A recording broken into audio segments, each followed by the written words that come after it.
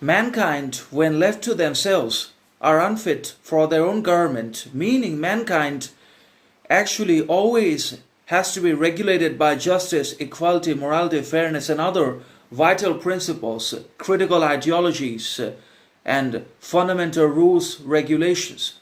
Because it is always these rules, regulations, and principles that ultimately keeps us in control and also makes us moderate, moral, mature, sovereign, responsive all the time. And if we're removed, isolated, divorced from justice, law, and other vital, fundamental, critical, crucial rules, regulations, principles, and obviously we are going to become wild beasts and animals, because we're going to unleash, reveal, and expose our original animalistic nature that we've always had, that we've always tried to hid.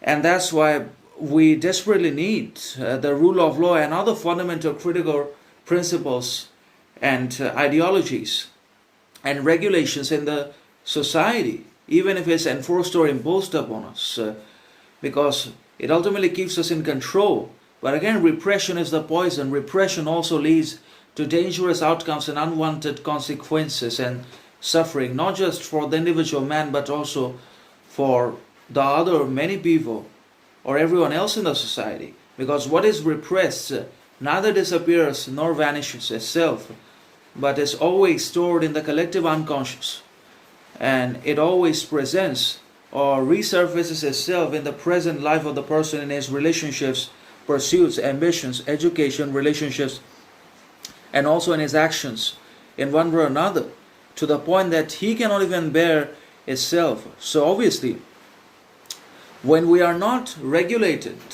or backed by the rule of law and principles and regulations, then we can become dangerous. So obviously, we need government, we need rulers and leaders to constantly provide us with a composure, control, discipline that we ignore or that we just lack about ourselves, because they can only keep us in control. The rulers and leaders can only subject us to the kind of enforcement that we sometimes deserve and that we miss to apply upon ourselves. Because all we do is prey upon one another's downfall, and we also hate one another. And that is very bad. There is constant instability, unrest, hostility in the modern society because of comparison, rivalry, wealth, lack of resources, employment, education, opportunity, etc.